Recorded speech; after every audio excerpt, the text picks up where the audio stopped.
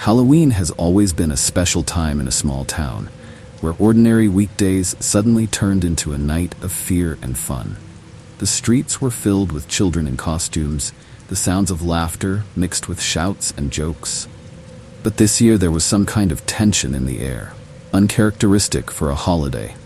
It was said that strange events took place in the city with every Halloween, but this year promised to be the most sinister. Not so long ago, locals began to notice that shadows began to appear on the streets in the evenings, vague figures creeping into dark corners. It was said that these were just ordinary jokers who were preparing for the holiday. But when several people disappeared, the conversations became more serious. The police tried to reassure the townspeople, but no one felt safe. From time to time, rumors surfaced about a strange clown who appeared on street corners in a costume too bright for a calm autumn. His huge red lips, snow-white face, and crazy eyes terrified those who saw him. People began to avoid evening walks. Groups of teenagers who had previously been willing to gather on the streets began to stay closer to each other. But no matter how hard they tried, the clown kept coming back. Each time, his behavior became more aggressive. He didn't just ask for candy. He jumped out of the dark, scaring passers-by and forcing them to run.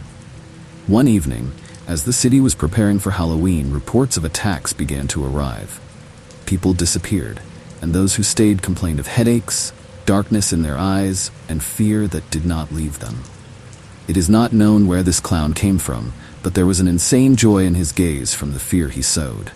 Every evening he walked the streets like a hunter, picking out victims and tracking them down. There is no mysticism, only a reality full of fear and tension that enveloped the city, forcing its inhabitants to experience the most terrible moments of their lives. Halloween night has arrived.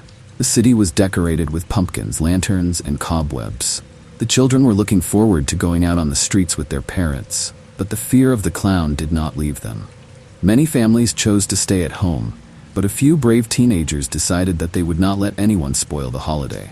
They gathered in a small group, deciding that courage and fun are what they need to face fear.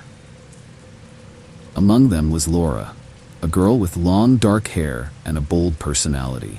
She had always been a leader in the company, and now that her friends were starting to panic over the rumors about the clown, she decided it was time to act. Laura suggested a clown hunt. They would take flashlights with them and watch the dark corners of the streets to catch him in the act. The night was quiet when they went out into the streets. Their flashlights shot out into the darkness, cutting through the night. At first they were having fun. They laughed, but soon this joy was replaced by anxiety. Every rustle seemed frightening to them. Every movement made them freeze in fear. They decided it would be better to stay together and walked along the familiar streets. While they were walking, one of the friends noticed something white flash in the dark. Laura walked closer without hesitation, and soon they were in front of an abandoned house on the edge of town. The door was ajar, and there was a strange noise coming from inside. These were sounds that could not be described in words. Laura looked at her friends, and they nodded in unison, deciding to go inside. As soon as they crossed the threshold, silence greeted them. It was dark inside, but there were old photographs on the walls. One of the teenagers, Tony, picked up a flashlight, and its beam fell on one of the images. It was a photo of a group of children dressed in clown costumes, but one of them looked different. He had huge red lips and crazy eyes. Suddenly, a chill ran down the backs of the friends, and they realized that this place was not just abandoned. There was a slight smell of rot that reminded them of something terrible. Suddenly, someone closed the door from the outside. It slammed shut with a loud bang, and the teenagers began to look for a way out in a panic. Laura tried to calm her friends down, but fear took hold of them. They started shouting, knocking on the door, but there was only silence in response. Tony, trying to find some hope, went to explore the house. While he was wandering through the corridors, he came across a strange object, an old toy in the shape of a clown, which had traces of blood on it. His heart stopped beating, and he returned to his friends, telling them about his discovery. They realized that this house could be connected to the clown who terrorized their city. Deciding that it would be best to leave the place, they went back to the door. But when Laura pulled on the handle, it wouldn't budge. Panic seized them again. At this time, a sound resembling laughter rang out. It was muffled, but at the same time loud, as if someone knew that they were here. Laura examined the walls and noticed that there was a small hatch in one corner. She pointed at him, and their group decided that this was the only way to get out of here. Tony went to the hatch and opened it, but there was a dark staircase leading down. Fear overwhelmed them, but there was no other way out. As they descended the stairs, they noticed that the air was getting colder with each step. Finally, they found themselves in the basement, which was full of old toys scattered in the corners. Among them, Laura noticed several clown masks, each of which was strange and sinister. When she took a closer look at one of them, she noticed that the eyes on the mask seemed to be watching her. Suddenly there was a sound, something like a heavy step approaching them. They froze, listening to every rustle. Tony, being closest to the source of the sound, suddenly saw a shadow approaching them. His heart began to beat faster. It was him, a clown, with a crazy smile and bloody hands. The clown began to slowly approach. His laughter filled the basement, and he said, "Who wants candy?" Realizing that this was not a joke, the teenagers rushed to the stairs in a panic, but the way to the exit was blocked. The clown, grinning, came closer, and it seemed that his presence overshadowed the whole bright side of the holiday. Laura, even though she was scared, remembered that they had flashlights. She lit one and shone the light directly into the clown's face. It was unexpected. The clown creaked as if the light was hurting him. He stepped back, but it was only a temporary stop. Taking advantage of the moment, the teenagers rushed to the stairs, but the clown reappeared in front of them, winking with a perverted smile. The situation was heating up, and they realized that now they would need to show all their courage to survive and deal with this horror. Every step became decisive. Every decision could be the last, and fear squeezed their hearts like icy hands. How long can they hold out in this madness? So began their struggle with this gloomy creature that mocks their fears. They had to not only find a way out of this hell, but also confront their own horror, which arose from their despair. The clown was not just a buffoon. He was the living embodiment of their fears, feeding off their panic and hopelessness. Every moment they spent with him became more and more sullen, and they realized that if they didn't stop him, he wouldn't stop himself. Laura, realizing that the clown could sense their fear, decided to try to change tactics. She gathered her friends and quietly told them, "If we are afraid, he will be stronger. Let's try to show that we are not afraid. We have to think about how to get out of here." She encouraged them by calling for calm. At first it looked crazy, but soon the others supported her. They decided to try to use flashlights as weapons, aiming at the clown and interrupting his approaches. Tony, the bravest of them, clutched the flashlight in his hands and took a step forward. "Hey, you clown, you won't scare us," he shouted, trying to sound confident. The clown, as if playing, stopped and stared at him with a grin, but this only spurred Tony on. "We will not be your victims. Get out of here." The clown threw his head back and screamed, the sound echoing through the basement like an echo of madness. He took a step forward again, but the flashlights of the teenagers illuminated him, and the clown stopped for a moment, as if confused. It gave them a chance. Laura, sensing that their plan had worked, screamed. Everyone rushed to the stairs, but suddenly one of the toys, which looked like a teddy bear, was in their way. Tony stumbled and his foot got stuck under the toy. The clown, like a predator, noticed this and rushed towards him, his hand reaching out, ready to grab. Laura came back quickly, her heart pounding. She grabbed Tony's arm, doing her best to pull him out. "Pull, Tony, come on!" At that moment, the clown almost got to them. Laura shone her flashlight into his face with all her might, and at that moment, she realized that the clown was not just an evil character. He was a symbol of all the fear they hid inside themselves. Finally, Tony was able to pull his leg out from under the toy, and together they rushed to the stairs. Laura is in front. Her voice sounded confident. "Run, run." Their feet pounded on the wooden steps until they reached the surface. As soon as they got out of the house, it was already dark on the streets. There was no one around, just an ominous silence and darkness. Laura looked around in a panic, but she didn't see any familiar faces. "Where is everyone?" "What is it?" she asked, fear gripping her heart again. As they ran through the streets, Laura noticed that the clown's house was beginning to disappear in the distance, as if disappearing into the darkness. But it was only a temporary relief. They had to go back to their parents, report what had happened, and get help. Tony continued to persuade Laura, "Don't stop." Their footsteps became more and more hurried, and at that moment they noticed that the light in one of the houses was on. Laura ran to the door, banging on it with all her might. Finally, the door opened, and a frightened man stood on the threshold who quickly assessed the situation. "What happened?" "What is it?" he asked, looking around. Laura, panicking, told about the clown and how he had chased them. The man instantly realized that this was not a joke and let them in. "Hurry up, come in," he said, quickly closing the door. Inside the house, they saw several children who were also scared of Halloween night. They were all in suits, but even the most vivid and funny images seemed dim against the background of the fear that was in the air. "We were outside and saw him," one of the boys shouted. The man comforted the children and asked if they could stay here for a while until it was safe. Laura nodded, but the clown's words kept ringing in her head. She knew he wouldn't back down so easily. He was smart and experienced in his games, and they became just pawns in his plans.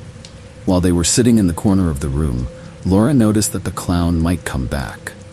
She turned to her friends and said, "We can't just sit and wait. We need to do something." Tony, still trying to recover from the horror he had experienced, agreed. "We need to find a way to get his attention so that he doesn't look for us one by one." The friends started discussing exactly how they could do it. Suddenly, one of the boys remembered that the clown, according to rumors, always came to the place where he heard laughter. This was their chance. They decided to put on their own performance to lure him in. They placed toys in the room, creating something like a circus arena, and began to have fun, trying to imitate laughter and joy. As soon as they started doing this, a noise was heard in the room. At first, everyone froze, but then they realized that it was just a knock on the door. The door opened and a man appeared on the threshold, who seemed to be a local resident. He looked like he couldn't believe his eyes when he saw them. "What are you doing here?" "What is it?" he asked, puzzled. Laura and her friends talked about their plans. "I'll tell you one thing," the man said. "You shouldn't play with fire. The clown is dangerous." However, Laura was determined. She knew that if they wanted to stop him, they needed to get his attention, even if it would be risky. At that moment, they heard loud laughter from outside, and everyone froze. The clown was here again. He came closer, and soon they saw his silhouette outside the window. "Who wants sweets?" his ominous voice sounded, and at that moment Laura realized that there was no more time. Quickly, "Hide!"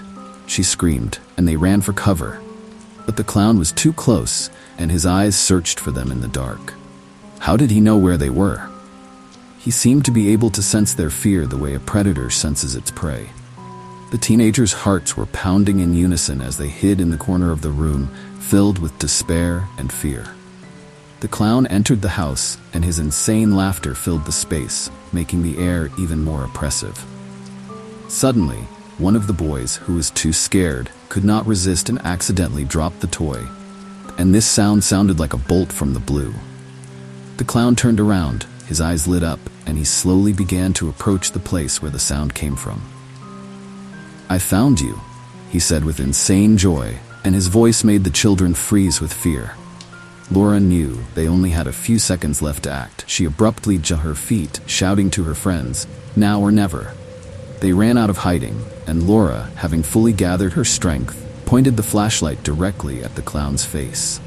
"We are not afraid of you," she shouted, her voice sounding confident. But the clown just laughed in response, as if it was part of his game. He turned around, his arms stretched out to the side, and he began to move towards them with a threat. "Do you think you can escape from me?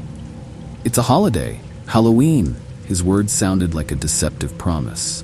The clown rushed towards them, but at that moment, one of the boys grabbed a toy sword that they had previously used for the performance. He raised it, and with the help of a flashlight, reflected the light into the clown's face, as if it were a real weapon. The clown, suddenly confused, slowed down. The children took advantage of the moment and ran out the back door, but the clown, as if knowing what they would do, again made his presence felt at the exit. "You can't escape from me." He said it again, and his words made Laura's heart stop. They were trapped, and at that moment, she realized that the only way to deal with this creature was not just to run away, but to unite. "We need to work together," she shouted to her friends, and everyone seemed to agree with her plan. Laura, Tony, and the others began to think about how they could distract him to get time to escape. Suddenly one of them, Matt, remembered about his fireworks, which he bought for the holiday.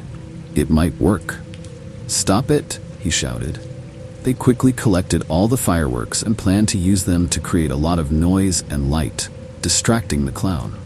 As soon as they set up the fireworks outside and prepared everything for the launch, Laura turned to her friends with excitement. "Are you ready?" "What is it?" she asked, and they nodded, full of determination. The clown approached again, and at that moment they pressed the launch buttons.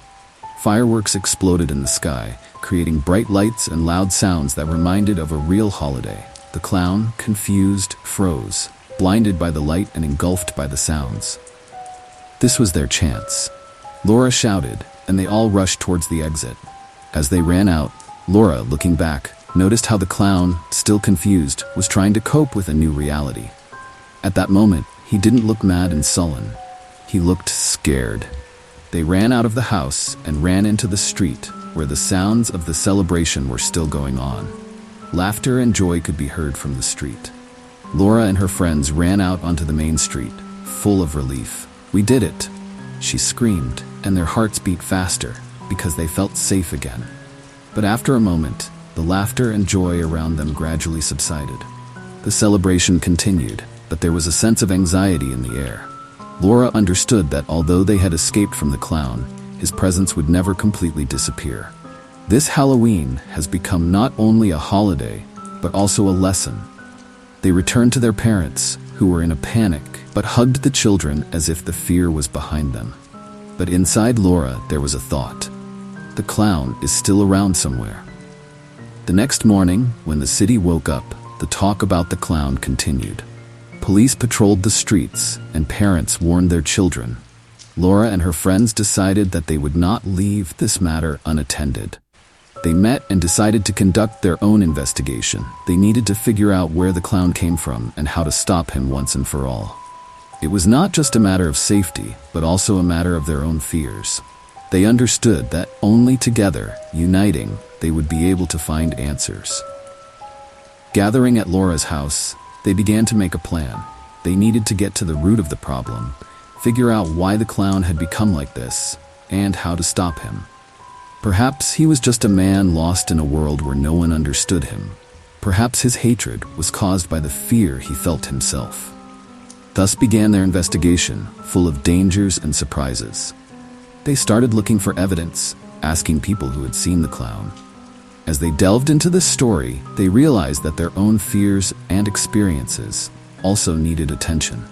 Each of them encountered something that they had been hiding in their hearts for a long time.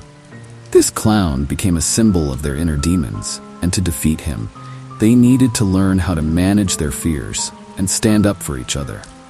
Having learned this, they decided that they would no longer hide. Instead, they began to unite their friends to create a club that would help other children experiencing fear. This became their new project, not just fighting the clown, but also fighting those inner monsters that haunted them. Each of them became a part of something bigger, and they knew that together they could overcome any obstacles. Fear is just an emotion, and they were stronger than they thought. Every day their confidence grew, and soon they decided to stand up for their city. Gathering all their strength and the support of their friends, they took to the streets, ready to face any fear that might come their way. In the end, they realized that only by uniting, they could defeat not only the clown, but also all their inner fears that oppressed them. Laura, full of determination, said, "We will not be victims. We will be the heroes of our city." With these words, they began a new stage in their lives, ready to face what lay ahead. The friends began their search from the nearest area where they had seen the clown on previous Halloweens. First of all, they decided to check out an old abandoned house located on the outskirts of their city. This house was known for its rumors of strange happenings, and it was there that the clown appeared most often.